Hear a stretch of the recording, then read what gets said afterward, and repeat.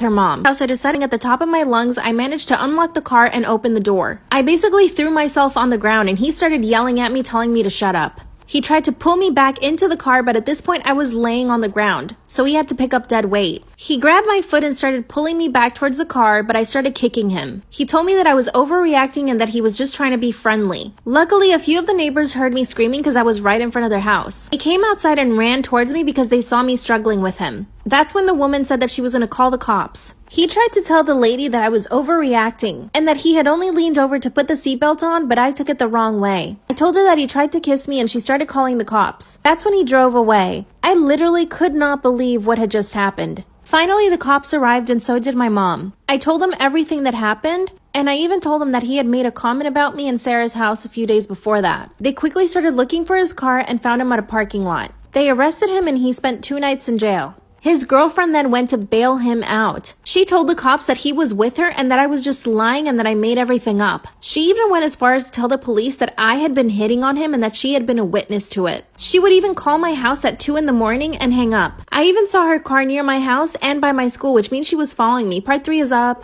Part 3 of how my best friend's dad tried to assault me. Disclaimer, this is not my story time. I repeat, this is not my story time. It was sent to me on Instagram. I called the police to tell him that his girlfriend was following me. That's when the cops said that I could probably get a restraining order against him and his girlfriend. Sarah and her mom came over to our house after they heard what happened. Of course, they felt really bad, but they weren't surprised. Sarah told me that that's why she never wanted me to come over because her dad had commented things about her friends before. Worst of all is that they couldn't keep him in jail for what he did to me, but a few months later he was finally put into prison because of something else he did. Apparently he had tried to steal a car or something. Remember the crazy girlfriend I told you Sarah's dad had? She kept following me for a long time. She would even show up to my school asking me if I wanted a ride home. Eventually I was able to get a restraining order against her, but she was really scary. A few years ago she tried to follow me on Instagram. I had to block and report her. I mean, what kind of woman would fight for a man like that? The good news is Sarah and I are still good friends to this day. We even went to college together and now have steady boyfriends. Even Sarah's mom remarried and she's really happy with her husband. I look back at what happened as a learning experience, but to be honest, if he ever gets out of prison, I'm scared. Shout out to my follower Remy for always supporting me and watching my lives. If you want a shout out, watch my lives to get picked. Bye!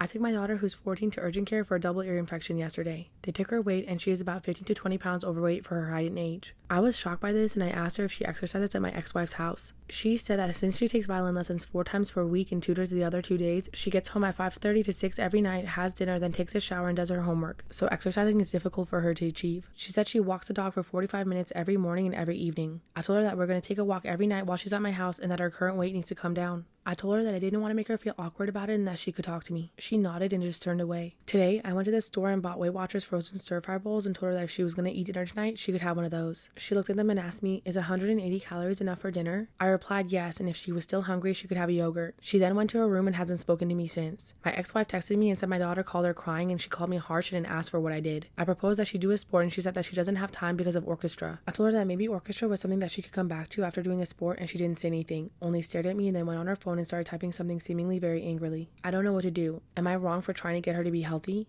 Story time about why you should never ever do drugs. So a little background information. In my town on the 15th of June this year, 2 girls got kidnapped in my hometown. So I kind of knew these 2 girls. I mean, they went to my school, but that was really it. Because low-key, I didn't want to be friends with them and I kind of hated them. They were in 7th grade, I was in 8th grade, so they were probably like a year younger than me. Anyway, so it was a Wednesday, and the last time they had been seen was at 8 p.m. with a 30-year-old man. They were supposedly doing drugs outside of a McDonald's. Well, I guess this man saw that they had been doing drugs, and he wanted some. Before that, I guess he kind of eased into the question because he was like talking to them, getting to know them, and I guess he thought he had a really good shot at getting some drugs. But when he asked, they said no.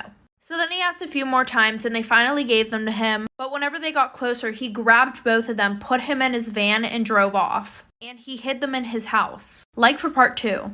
Part 2 of why you should never ever do drugs. So like I said, he asked for them again and finally the girls decided to give him some. But when they got closer, he grabbed both of them and shoved them in his van, drove off. Well, he ended up driving to his house and decided to hide them there. Well, one of the girls' aunts posted something on Facebook saying that both of them were missing, and soon the news made an article that literally said, drug addict and her friend gets kidnapped. They went missing for like 6 days, and on the 22nd of June, they were found, but now they won't stop bragging about how fun it was to get kidnapped.